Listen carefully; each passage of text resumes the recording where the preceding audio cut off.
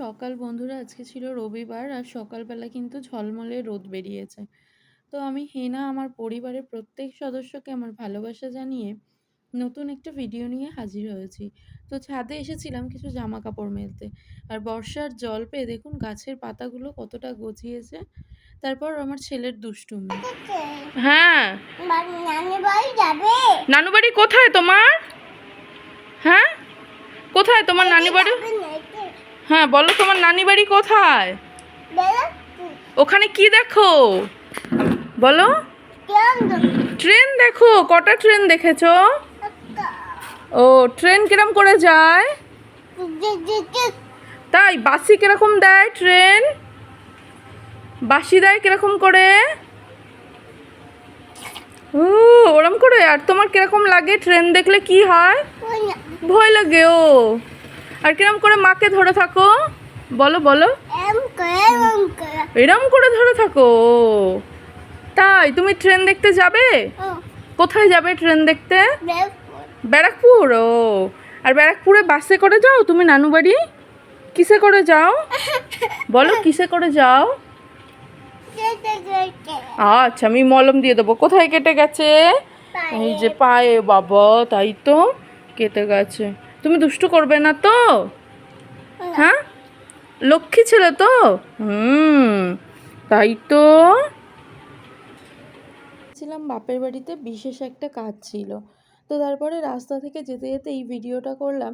এই বাড়িটা যে আমার এত ভালো লাগে, বাড়ির সামনে পুকুর, এবং এটা না একটা সার্কিট হাউসের মতো। আর তারপরে সেই কল্যাণী রোডটা জানেন তো, আগে প্রচুর অ্যাক্সিডেন্ট হতো। আমাদেরও বিয়েবাড়িতে যাওয়ার সময় একটা গাড়ি অ্যাক্সিডেন্ট হয়েছিল। তবে আমাদের পরিবারের সকলেই বেঁচে আছে, মানে এটা ভাববার বিষয়।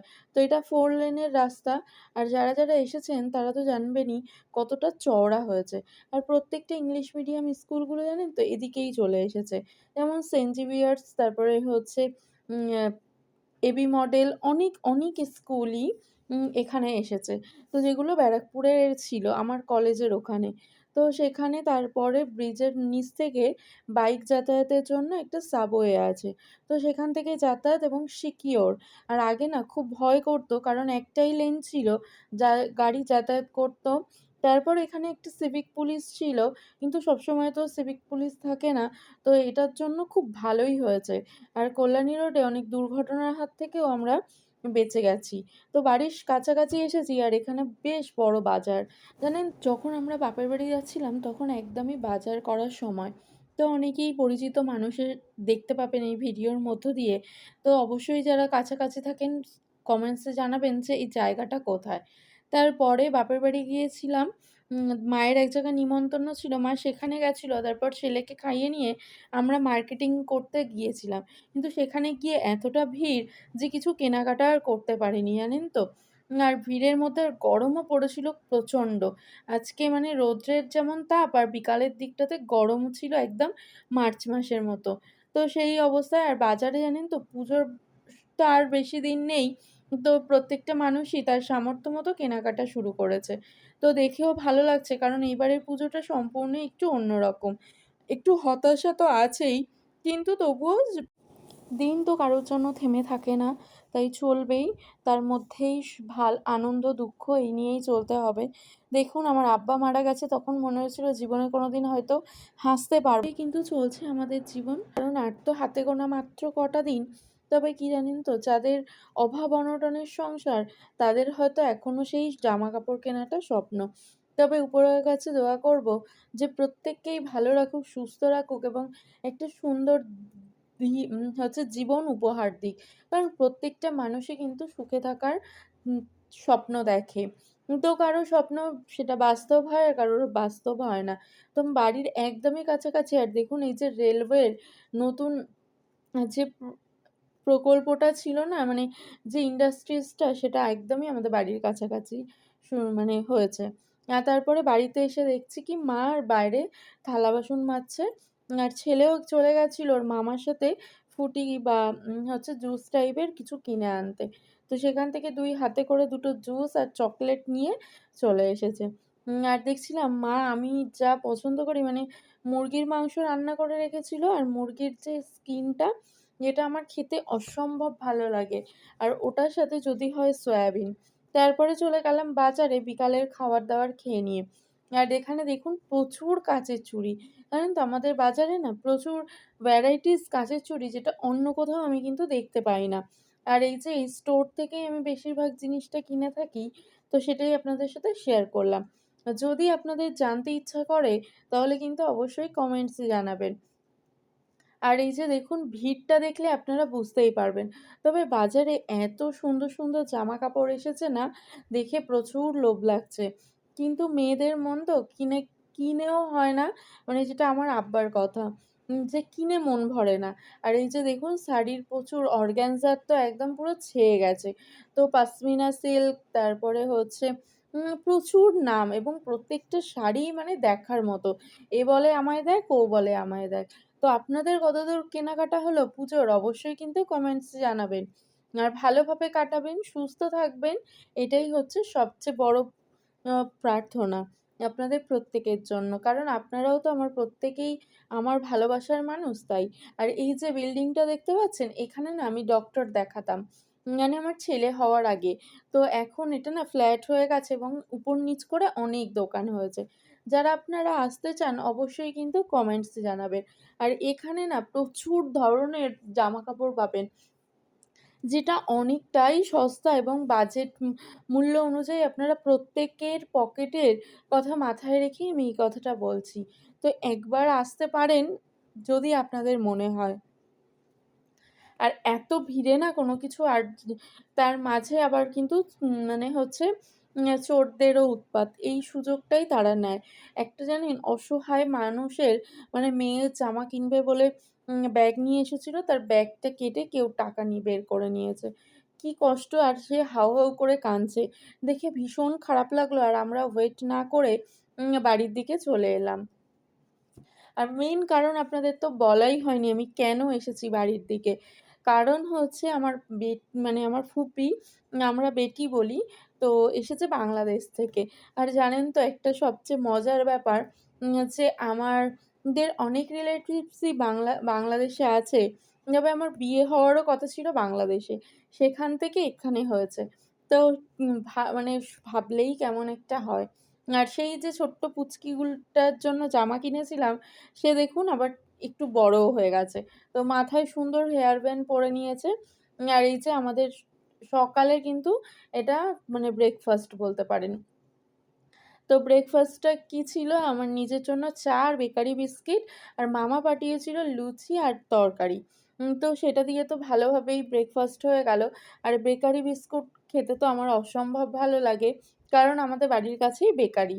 তো ওখানে প্রচুর গরম, গরম বিস্কিট, আর গরম বিস্কিট না অনেকটা খাওয়া যায়।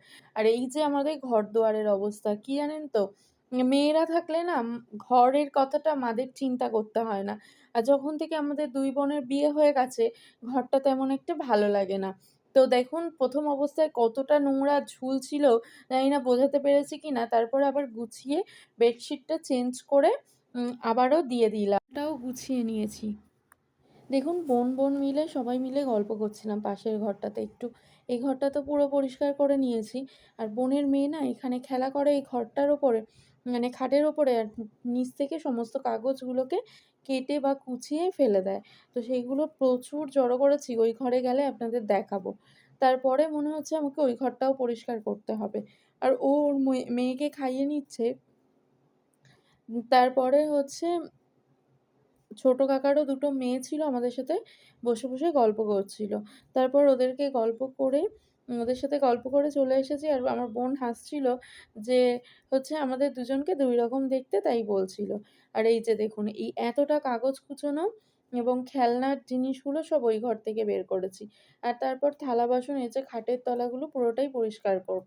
আর এই টিভিটা না আমার আব্বা খুব শখ করে কিনেছিল, জানেন তো? কিছু সময় মানে সিরিয়াল দেখতো বা খবর দেখতো। তো মানে এখন তো উনি আর নেই। তো এই টিভিটা খুব একাই, মানে এই টিভিটাকে কেউ চালায়ই না। তো তারপরে হচ্ছে এই যে শোকেস আলমারিগুলো একই কালারের বানানো হয়েছিল। আর আলমারিটা দেখছেন তো রংটা চটে গেছে। ওটা আব্বা বলেছিল আমি একটু সুস্থ হয়ে নিই, ওগুলোকে একে, একে রং করাবো। কিন্তু সেটা আর হলো কোথায়? এবার তো সেগুলো আমাদেরই করতে হবে তার জন্য। আর এইগুলো পুরো প্রত্যেকটা জিনিস পেড়ে সুন্দর করে গুছিয়ে তারপর আপনাদেরকে দেখাবো।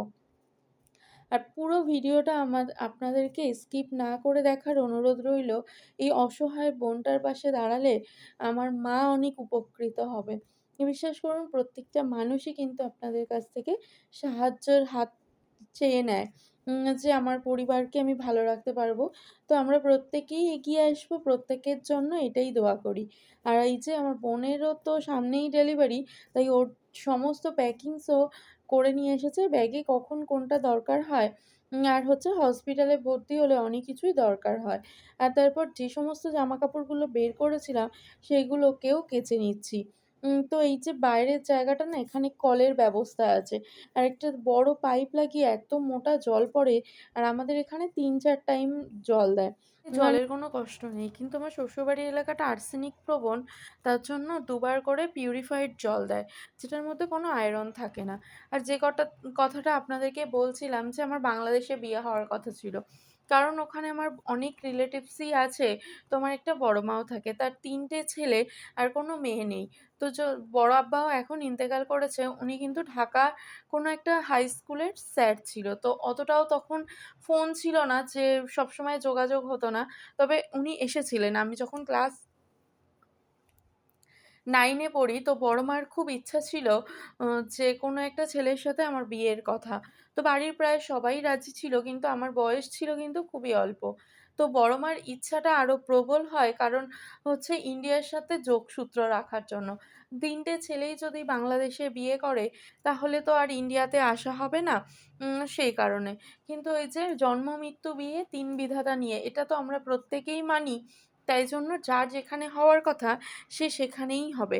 তারপরেও দেখুন এখন কাছাকাছি থেকেই মানুষ যেতে পারে না। অত দূরে বিয়ে হলে কি আর হচ্ছে মৃত্যু বা কাউকে দেখতে আসা যায়? যদিও এখন পাসপোর্ট হয়ে গেছে, তবুও কিন্তু বিদেশ, বিদেশ, দেশ, দেশ এটাই হচ্ছে সবচেয়ে বড় কথা। তো তারপরে সমস্ত কাজ করে নিলাম। আর এখনো জানেন তো বাংলাদেশ থেকে আমাদের অনেক রিলেটিভস আসা যাওয়া করে এই দিশাতে, তারা চিকিৎসা করে, চোখের ডাক্তারও দেখায়। তো আপনারা যারা বাংলাদেশ থেকে দেখছেন তাদের জন্য আমার প্রচুর ভালোবাসা। তো আপনারাও কোথায় থাকেন অবশ্যই কিন্তু কমেন্টসে জানাবেন। আর তবে আমার স্বপ্ন আছে জীবনে কখনো একবার হলেও বাংলাদেশে ঘুরে আসবো। তো সেটাই ইচ্ছাটাকে মনে নিয়েই চলার পথ থেকে এগিয়ে নিয়ে যাচ্ছি। আর আমরা দুপুর মানে গোসল করে নিয়ে ছেলেকেও খাইয়ে নিয়ে আমাদেরও খাওয়ার টাইম হয়ে গেছে। আর আজকে দুপুরের মেনুতে কি ছিল দেখুন। মা রান্না করেছিল ২ টো পদ, তারপরে ভাবিও দিয়ে গেছিল। এই যে মুরগির মাংস, তারপরে হচ্ছে ইলিশ মাছ বেগুন দিয়ে, অ্যা আমি তো ইলিশ মাছ খাই না। তার হচ্ছে পেঁপে আলু ভাজা করেছিল, যেটা অসাধারণ হয়েছে। আর মায়ের হাতের রান্না কিন্তু টেস্টই আলাদা। আর তারপরে আমার মা ভাতটা বেড়ে দিচ্ছে। আমরা গেলে না মা বলে, "তুই খুলে দে।" কিন্তু আমার মনে হয় মা খুলে দিলে পেট ভরে যায়। আপনাদেরও কি আমার মতো হয় বলুন তো? কারণ ছোট থেকে মায়ের হাতে বাড়া ভাত খেয়ে অভ্যাস। আর শ্বশুরবাড়িতে এসে না এক কাপ ভাত খুলে খেতে খুব কষ্ট হতো। আর তারপর আমার ছেলে বিকালে চকলেট নিয়ে চলে এসেছে। ও হচ্ছে ওর নানিমার সাথে গিয়েছিল, একটা আইসক্রিমও নিয়ে এসেছে। আর তারপর আমার বেটিকে দেখতে এসেছে বড় মা, তারপর অনেকেই এসেছিল। কিন্তু বেটি না খুব একটা ক্যামেরার সামনে আসতে চায় না। কারণ অনেকেই ক্যামেরার সামনে আসে না। নামাজি পরেশগারী মানুষ তো তার জন্য। তো সেটাই, আপনারা ভালো থাকবেন, আমার জন্য দোয়া করবেন। আর যদি আমার ভিডিওটা ভালো লাগে অবশ্যই কিন্তু আমার চ্যানেলটার পাশে থাকবেন। সাবস্ক্রাইব করে দেবেন, শেয়ার করবেন। দেখা হচ্ছে নতুন একটা ভিডিওতে। ততক্ষণ খুব ভালো থাকবেন। খোদা হাফিজ।